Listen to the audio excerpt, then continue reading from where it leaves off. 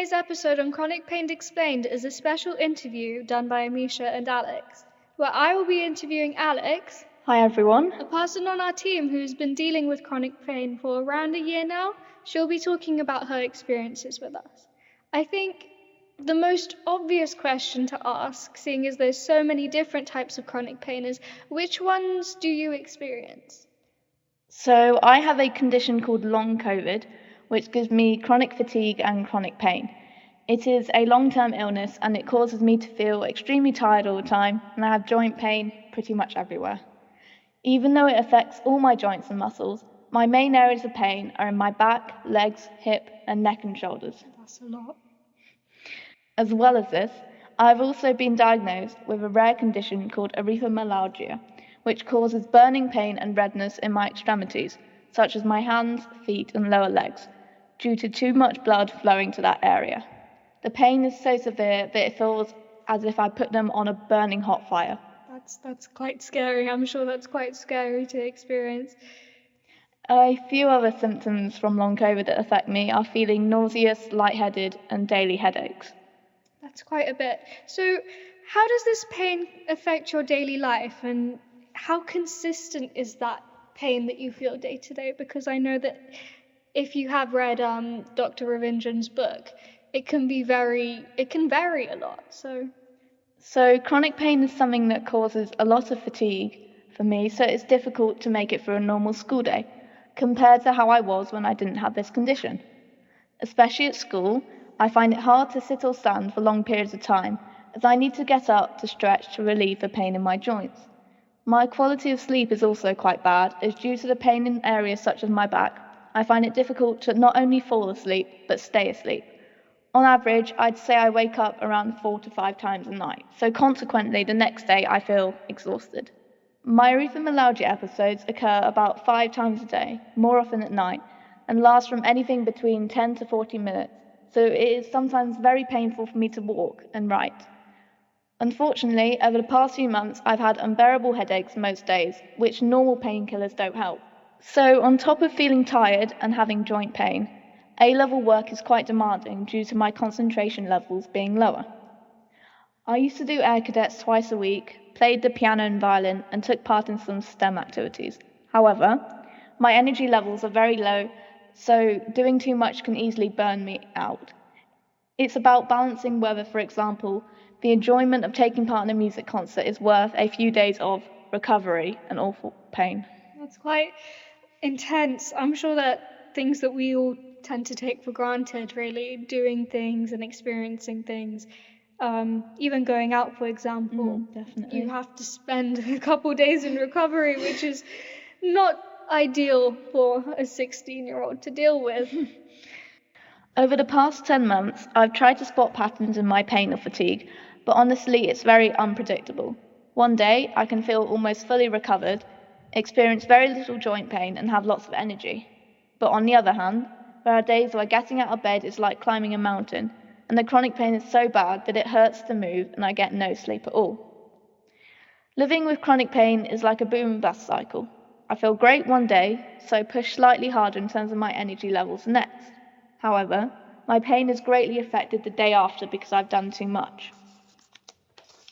My erythromelalgia pain is more consistent and is affected more if I've walked a lot or if it's very hot on that certain day.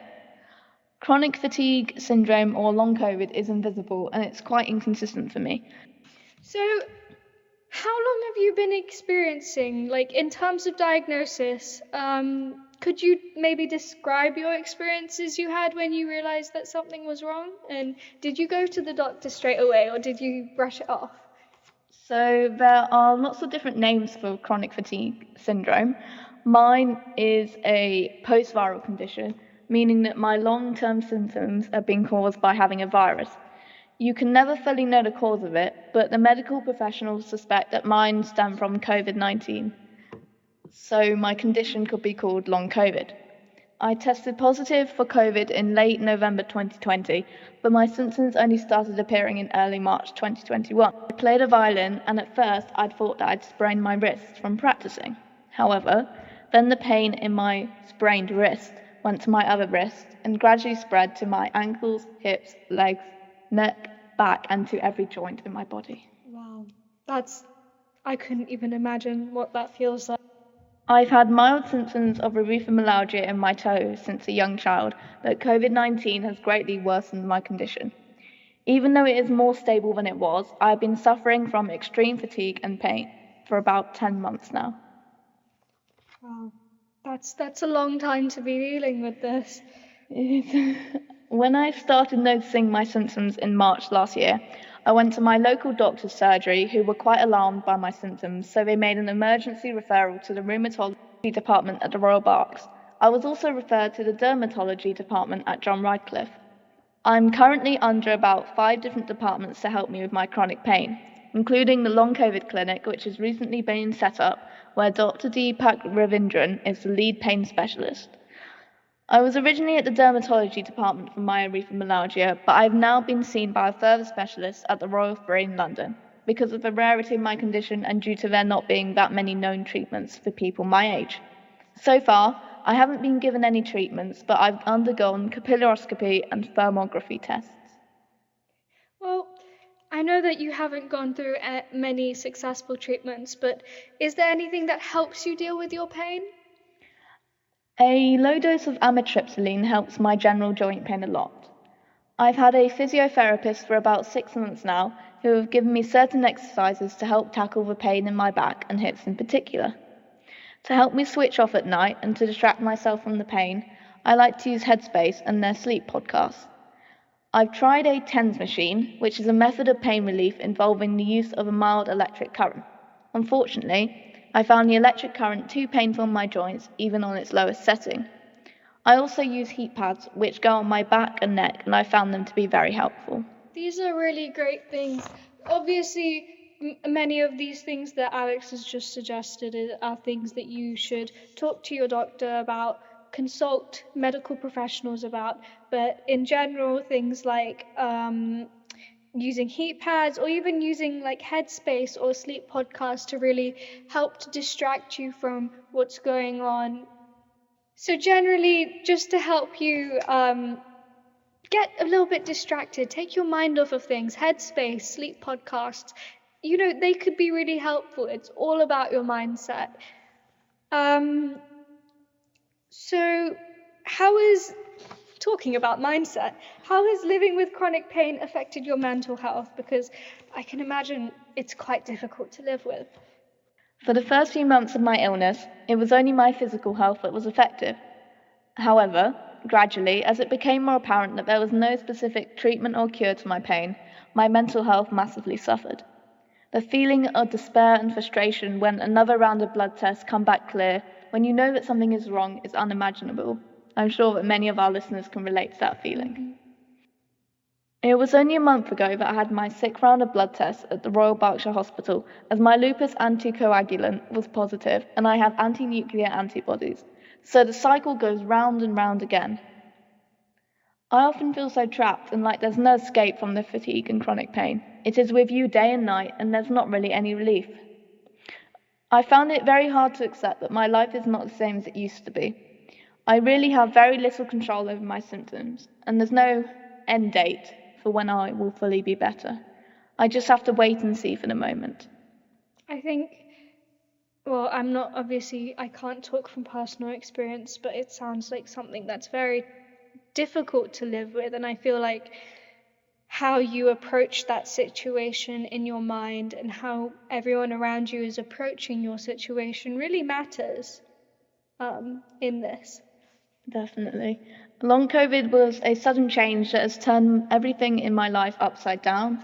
Not just school, but hobbies that I love to do, such as music, air cadets, and taking part in STEM, which I cannot do anymore. I would say I was never a particularly anxious person before March 2021, but nowadays my anxiety about illness and the future sometimes feel very out of control. Mental and physical health are very hand in hand, so if my mood is low or if I'm feeling particularly anxious, this has a knock-on effect on my physical symptoms. And in terms of treatment, I know that you haven't had many successful ones yet, but the ones that you have experienced, has your treatment affected your daily life in any way? And do you think there was anything that could have been done better in terms of the treatments you've gone through? Around May last year, my rheumatologist prescribed me a low dose of amitriptyline, which is an antidepressant but in low doses can be helped to treat pain. This improved my quality of sleep quite a lot. Various departments have tried lots of different treatments, but apart from the amitriptyline, none of the medications have had a great effect on my daily life. As Dr. Deepak Ravindran says in his book, The Pain-Free Mindset, medication is not the only treatment out there for those living with chronic pain. It is only one part of the 7 main areas in the mindset acronym. Yeah, we've everyone here at Chronic Pain Explained as a team, we've all read his book, and even as people who haven't experienced chronic pain or have gone through that, it's really something that is quite inspirational, and it really shows you that your perspective and how you approach a situation in your mind can really make all the difference. And Alex, as someone who has read the book and experiences chronic pain, has it helped you a lot? Is it something you'd recommend our readers to read? Definitely. I think the book has given not only me, but I'm sure lots of other people out there different insight onto how to live with chronic pain.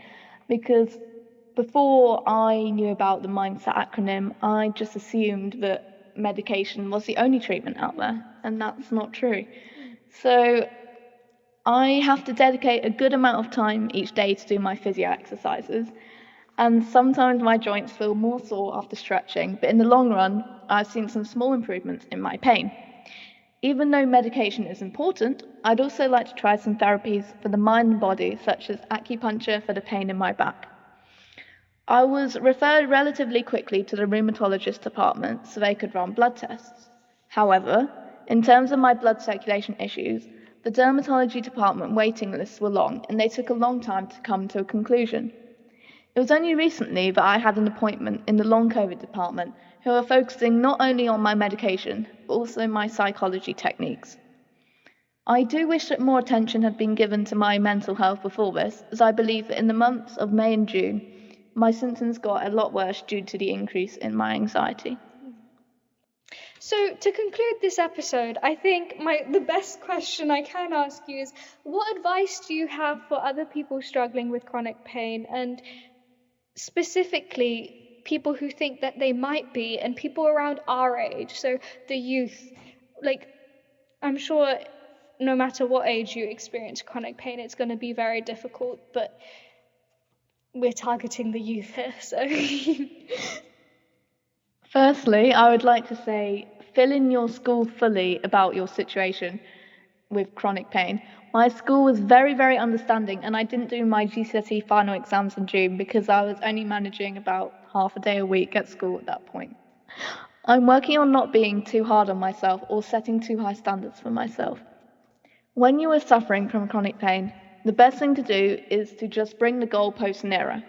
Instead of beating yourself up about a bad grade in an exam because the pain was too distracting, celebrate making it to school in the first place. Last summer, my family and I discussed taking a year off, so every time I stress about schoolwork, I remind myself how well I'm doing to be doing my A-levels this year. Mental health should be just as big of a priority as your physical health.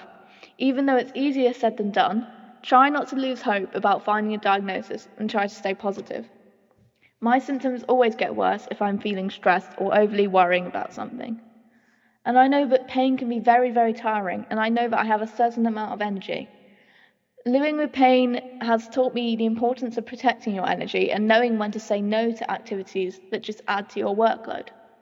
Finally, when I'd heard that by coincidence Dr. Deepak Ravindran was running this chronic pain project throughout Reading schools, I was very, very excited to spread awareness about the reality of chronic pain, especially in young people and students.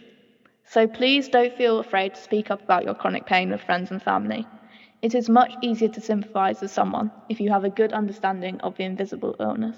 That is so true. Thank you so much. Thank you for listening. Thank you for listening.